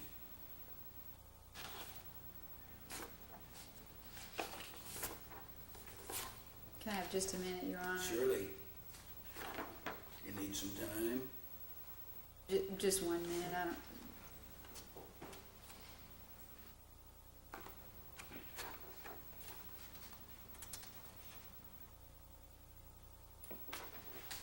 I'll be more than happy to let you have a recess if you need to kind of, I Look just over what wanted you to do. quickly look over my notes, whatever is more convenient I'll for be the happy court. for you to do, whatever you would like, and how much time you need, I'd be glad to give it to you.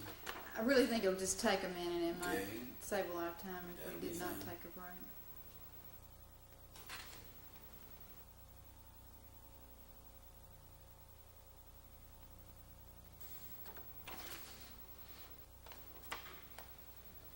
I believe that's all the questions I have, Your Honor. All right, Mr. Wright, do you have any further questions? Just a few. Your All Honor. right, Mr. sir. Morgan, tell the judge what your educational background is. Object, irrelevant. Overruled. Now, you see, that does have something to do with what we're talking about. What it is, the question was what it is today, I assume. What it is today? I asked her to tell you about her educational background. I did not say through today, or it has to start at some time in the past. All right, we'll see where we're going. Overruled. I'm more interested on what it was up until the time of this agreement. Let me withdraw the question and ask it this way. Did you graduate from high school, please, ma'am? Yes, I did. When did you graduate from high school? I guess 1952. Did you attend college? Yes, Where did you attend college? Sanford, When did you graduate from Sanford? 1978. Some 4 years prior to your marriage. Yes, And what was your degree in from Sanford University? nursing. Is that a BA degree in nursing? Yes, BS degree, excuse me. Subsequent to that, did you have any educational training working toward a master's degree? yes. When did you begin your master's work? In 1978. Where did you do your master's study? During what period of time did you attend UAB pursuing a master's degree?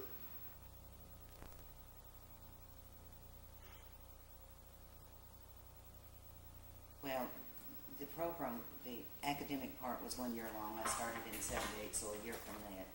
Then there was an internship. Did you complete the one-year program? Yes, I did. Did you complete your internship? Yes, I did. What was that course of study? Hospital administration. Did that course of study include accounting and financial matters involved in hospital administration? You know, we object to any education that took place after the marriage. This is prior to the marriage. Sustain, if it's after the marriage, I do sustain objection. You haven't laid the, I don't know when, Mr. Wright, you gotta show me some things, please. When did you get married, please, ma'am? 1982. All right. And did you just testify that you were pursuing this course of study in 1978? Yes, Okay. That's some 4 years prior to the marriage, is it not? And you pursued your master's course of study from 1978 to 1980, is that correct? if you want to count the internship, I think until 1981. Until 1981. That included your course, textbook type studies, as well as your internship. Yes, Those were all prior to the marriage, were they not? And did that course of study working toward your master's include the study of accounting and financial matters as they relate to the administration and operation of the hospital? overall accounting measures, not specific accounting 101. All right. And you completed each of those courses prior to the time that you entered into this agreement, did you not? Yes, Isn't it a fact that the only thing that you lacked of securing your master's degree was submitting your thesis? that's correct.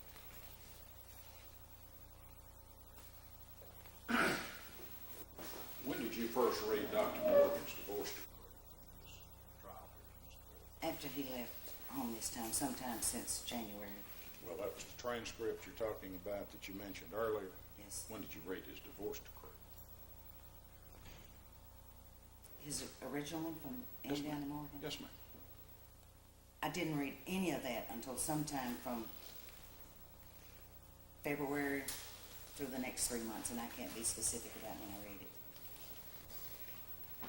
You you didn't read the divorce decree back in Before that? 1979 No, when the case was over? no. This same case you were called as a witness to Object, it's testify here? argumentative. She's answered the question.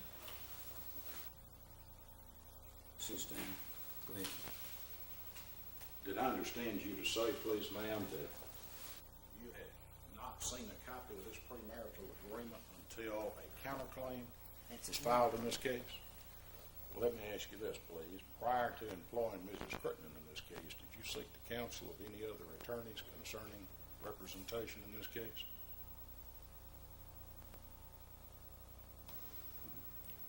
I had consultations with a couple of other people.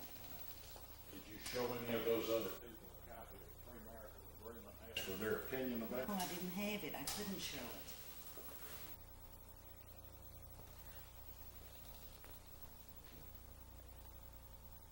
Who did you contact? Object, that's privileged. As to who? Overruled.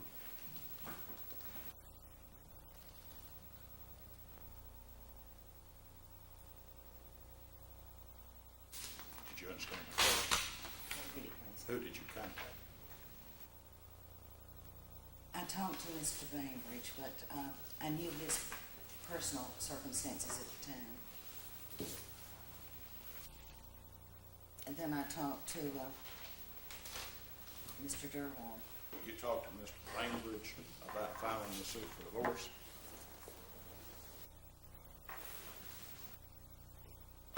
Is that correct? Yes, And it's your testimony that you did not discuss with Mr. Bainbridge the premarital agreement? Mr. Bainbridge was very distraught at that time, and he made Please, it very ma'am, I didn't ask you. No, You didn't discuss it with him at all in connection with filing the suit for divorce? And Mr. Durwood was the other attorney?